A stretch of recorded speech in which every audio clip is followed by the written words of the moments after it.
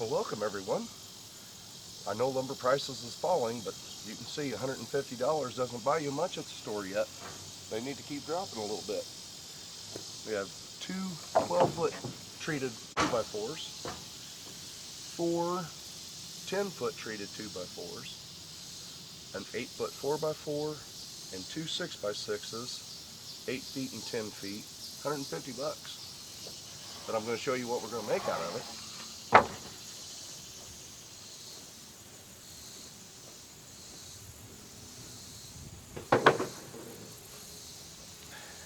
It's beautiful outside today.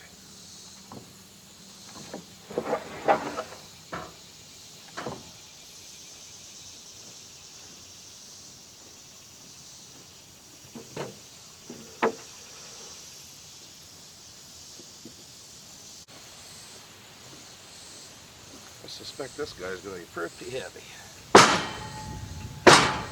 Good and solid.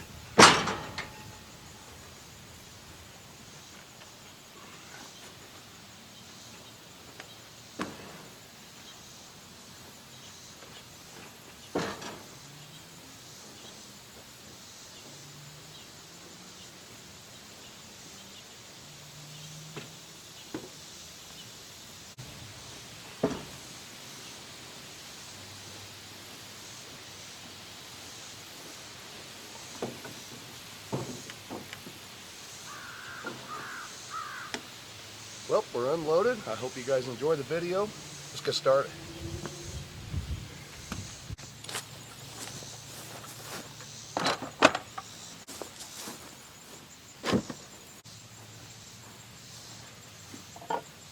We are going to build a portable workbench that we can use for back in the back, slide it up in the back of the trailer or the mule, different things like that. And again, some 6x6s, 4x4s, and some 2x4s. Let's get this thing put together and I'll show you what we're going to end up with. I think this is going to work really well. We're going to start with our 10-foot 6x6, and we're going to cut this guy right in half.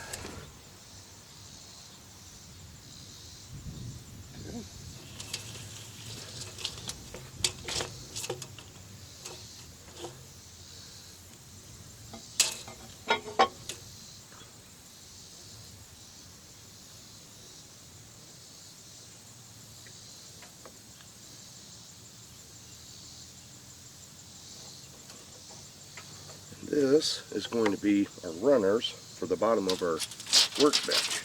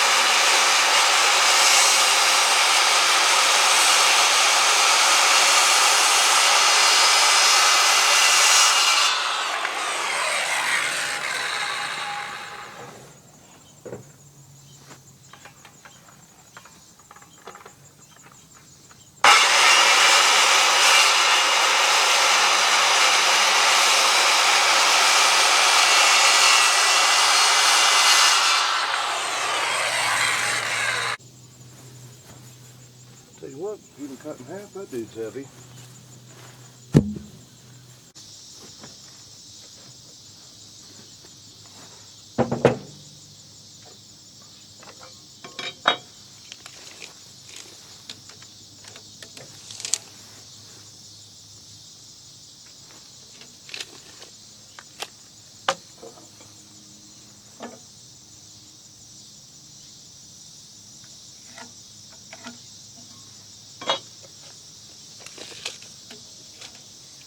These top pieces,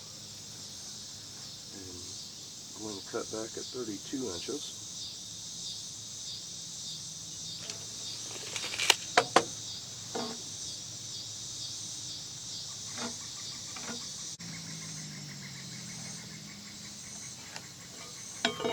It occurs to me, we live in a quiet neighborhood, but once I break this camera out for you guys, it seems like the world comes to life. There's noise going on everywhere. Planes flying over, dogs barking, birds moving through. Makes it fun.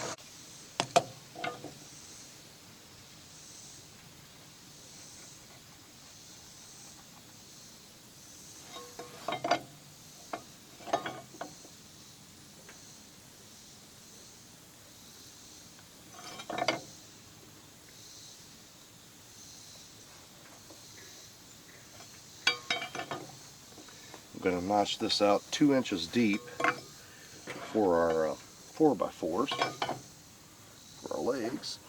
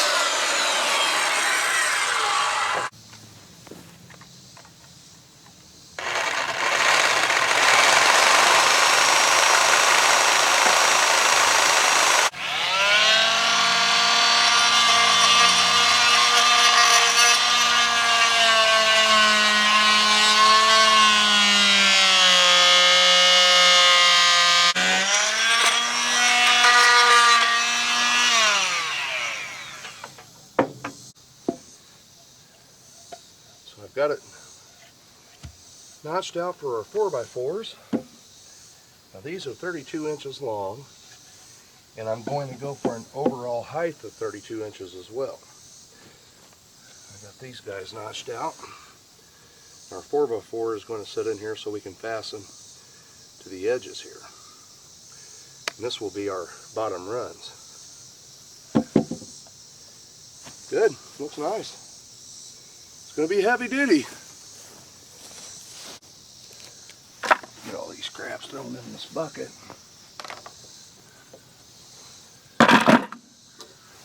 Definitely don't mind being outside today. And this is one of the projects that I've been wanting to do for a long time. Just absolutely going to make a really good portable workbench that I can take any place that I need to, inside or out. Now the way I determine my working height that I need, I just simply measured up until my hands come to a decent rest and my back is straight. So that's 31.5, and I went ahead and went to 32 inches. And that way I shouldn't be bending over too much to do whatever work or projects I'm doing.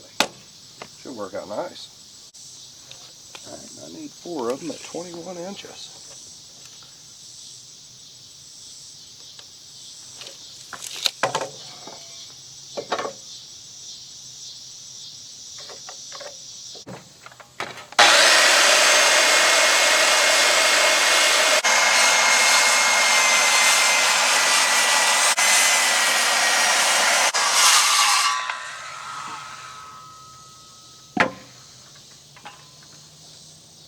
that gives us 4 of these guys. I had to go ahead and pick up some new goodies while I was in town too.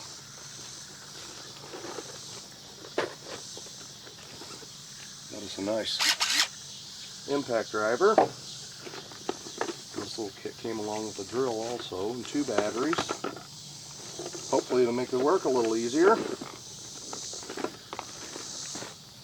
These guys out of the way.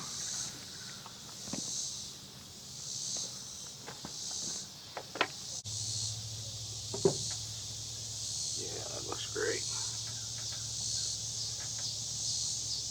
Okay. Get some glue on this guy.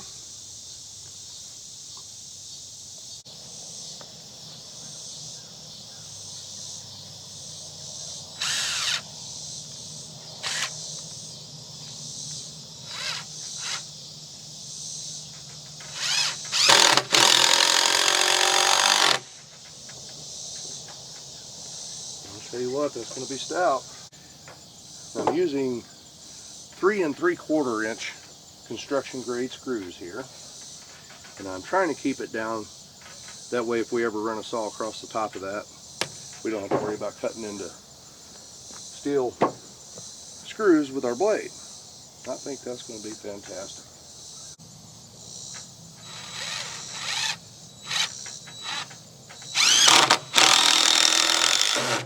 Well, a little impact driver wants to go right to it. The sun's starting to go down, so we are going to move into the garage now to finish this project up. Get some of these tools picked up. It's got warm out here too.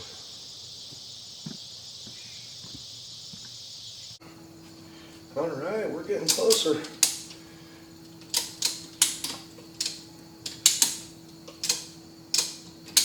Pull this guy in the square.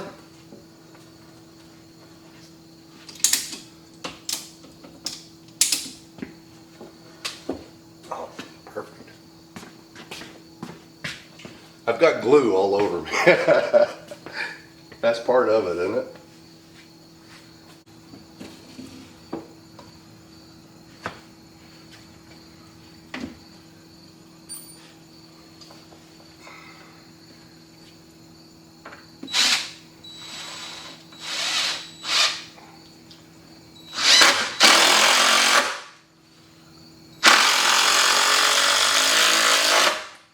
I'll tell you what, now that is solid.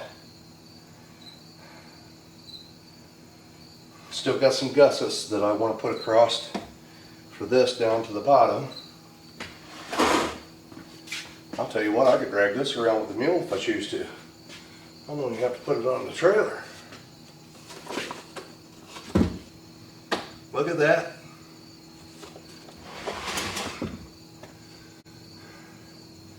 Like I said, I'll spin it around. I'm going to add some gussets under here. This is working surface. If you have something laying across it, you can put tools and things like that across through here. And what's really neat about this, if I want to rip something and not get into my crosses here, I can just flip it over.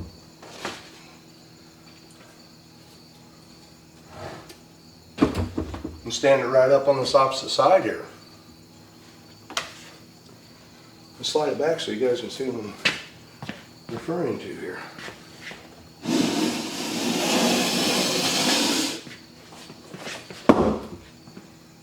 And now, if I need to make a rip along this, I have all this for support. It's heavy, but it's going to be worth it because I'm going to be doing some heavy work on this thing. Logs, firewood, and anything else I need to do. Perfect working height too. And it being pressure treated, I can leave it outside and I don't have to worry about it. And it's going to last a long time. So definitely worth the time and the investment. We've been at it about 4 hours now. And you can tell, I mean, it'll hold. You could set a V8 engine on this thing if you chose to. I mean, it'll hold it up. I'll tell you what, guys, I said I was going to put gussets in this thing.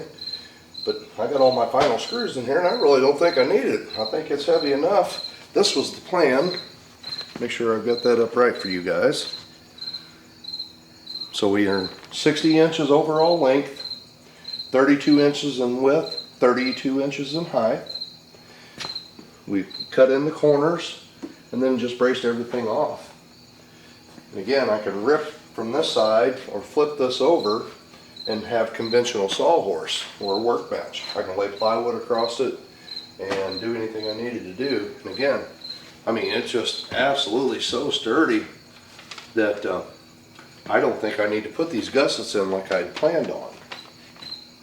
The reason I was going to put gussets in there is if I was dragging this along with the mule, I don't want to try and rack, but it's short enough that I don't think it can. And another thing I could do if mobility becomes an issue is I can throw an axle on the back side of this, a removable axle, and some hard rubber tires, and then make a slot here in the center for a tongue, go straight to the mule, drag this thing on its own trailer. So definitely pleased with the way this turned out. I can get it on location, level it up, and absolutely put anything I choose to put on here. I hope you guys have enjoyed this video. Thanks for watching. I'll see you on the next one. I'm telling you, you never know what we're going to get into. But that's a nice project there.